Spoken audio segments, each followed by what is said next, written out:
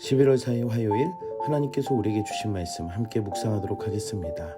성경 예스라 4장 1절부터 10절까지입니다. 사로잡혔던 자들의 자손이 이스라엘의 하나님 여호와의 성전을 건축한다 함을 유다와 베냐민의 대적이 듣고 스룹바벨과 족장들에게 나와 이르되, 우리도 너희와 함께 건축하게 하라. 우리도 너희같이 너희 하나님을 찾노라. 아스루 왕에 살았더니 우리를 이리로 오게 한 날부터 우리가 하나님께 제사를 드리노라. 스룹바벨과 예수아와 기타 이스라엘 족장들이 이르되, 우리 하나님의 성전을 건축하는데 너희는 우리와 상관이 없느니라. 바사왕 고레스가 우리에게 명령하신 대로 우리가 이스라엘의 하나님 여호와를 위하여 홀로 건축하리라. 이로부터 그 땅 백성이 유다 백성의 손을 약하게 하여 그 건축을 방해하되, 바사왕 고레스의 시대부터 바사왕 다리오가 즉위할 때까지 관리들에게 뇌물을 주어 그 계획을 막았으며, 또 아하수에로가 즉위할 때 그들이 글을 올려 유다와 예루살렘 주민을 고발하니라. 아닥사스다 때에 비슬람과 미르드닷과 다브엘과 그의 동료들이 바사왕 아닥사스다에게 글을 올렸으니 그 글은 아람 문자와 아람 방언으로 써서 진술하였더라. 방백 르훔과 서기관 심세가 아닥사스다 왕에게 올려 예루살렘 백성을 고발한 그 글에, 방백 르훔과 서기관 심세와 그의 동료 디나 사람과 아바사 사람과 다블렛 사람과 아바셋 사람과 아렉 사람과 바벨론 사람과 수산 사람과 대해 사람과 엘람 사람과 그 밖의 백성 곧 존귀한 오스나발이 사마리아 성과 유브라데 강 건너편 다른 땅에 옮겨둔 자들과 함께 고발한다. 오늘 본문에서는 사로잡혔던 자들의 자손들과 유다와 베냐민의 대적인 이 두 집단이 등장하는 것을 볼 수 있습니다. 사로잡혔던 자들의 후손은 바벨론의 포로로 살아간 이들이 성전을 복구하기 위해 고레스의 칙령으로 귀환한 사람들이었습니다. 이들이 포로에서 자유를 얻어 다시 예루살렘으로 돌아온 것은 하나님의 약속으로 인해 성취되었음을 우리는 알 수 있습니다. 하지만 또 다른 집단이 있었습니다. 그 사람들은 유다와 베냐민의 대적이라고 소개되어집니다. 이들은 포로기 이후에 남은 자들이었습니다. 당시의 사람들은 성전에서 멀어진 자들이 바벨론의 포로로 끌려간 이들이며, 이들은 하나님께 심판을 받은 자들로 인식하고, 그와 달리 이스라엘 땅에 남아있는 자들은 구원받은 자로 이해되었습니다. 하지만 남은 자에 대한 이해는 포로기 이후로 변하게 됩니다.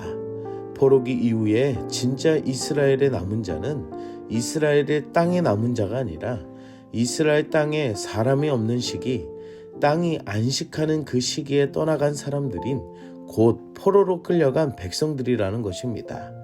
그리고 하나님의 선지자들을 통해 말씀을 주신 하나님께서 향해 있었던 대상은 바벨론에 포로된 백성들이었으며, 그들을 향한 회복의 약속으로 70년 이후에 돌아오게 하셨다는 것입니다. 그래서 포로에서 귀환하는 자와 이스라엘 땅에 남겨진 자들의 그 대치가 이루어지는 것을 볼 수 있습니다. 남겨진 자들은 자신들도 하나님의 성전 건축에 동참하겠다고 이야기합니다.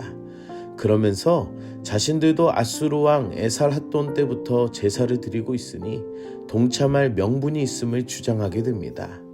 하지만 이들의 신앙은 혼합주의로 물들어져 있었고, 자녀들을 인신제사로 드리는 악행도 마다하지 않았습니다. 이들이 건축을 하고자 하는 것은 그들의 속내가 기득권을 지키려는 마음이 있었기 때문입니다. 이들의 제안에 스룹바벨과 예수아와 족장들은 단호하게 거절합니다. 그리고 그 이유를 고레스 왕의 칙령으로 자신들에게만 위탁했기 때문임을 말합니다. 어떻게 보면 손쉽게 빠른 시일 내에 건축을 할 수 있는 방법이었을 수 있지만, 이토록 단호하게 거절한 것은 남겨진 자들과 함께 한다면 신앙의 순수성이 혼합될 것이며 신앙이 혼합주의로 갈 위험이 있었기 때문입니다. 그래서 과감하게 거절하고 함께 결탁하지 않았습니다. 사랑하는 성도 여러분, 우리의 삶에서도 그럴싸한 유혹들이 있습니다. 잘 분별하여 내 신앙의 혼합주의, 인본주의로 어려움이 없도록 단호할 수 있는 그 마음이 필요함을 생각해 봅니다. 오늘 하루 내 신앙을 잘 지키며 영적으로 분별할 수 있는 여러분들이 되시기를 축복합니다. 포로로 귀환한 이들이 홀로 여호와의 성전을 건축하겠다고 하며 제안을 거부하자 이들에게서 나타나는 반응들이 하나님을 믿는 자들의 모습이 아니었습니다. 하나님의 성전을 짓는 것을 알면서 이들은 불안감을 조성하여 사기를 떨어뜨리고 건축을 방해하였다는 것입니다. 그리고 관리들에게 뇌물을 주어 일을 방해하였고 끊임없이 고발장을 써서 공사를 중단하게 하였습니다. 그래서 이들의 방해는 고레스 왕부터 시작해 네 번째의 왕인 아닥사스다 왕까지 이어져 끊임없는 방해를 하였습니다.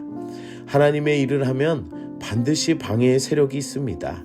그리고 이들은 양을 쓴 늑대처럼 다가오지만 결국 자신들의 본성을 드러낸다는 것입니다. 하지만 이런 방해 세력들도 하나님의 일하심을 막을 수는 없습니다. 성전을 다시 세우려는 이들은 오랜 기간의 방해에도 멈추지 않고 오직 성전을 복구하는 데에 끝까지 힘을 다하였습니다.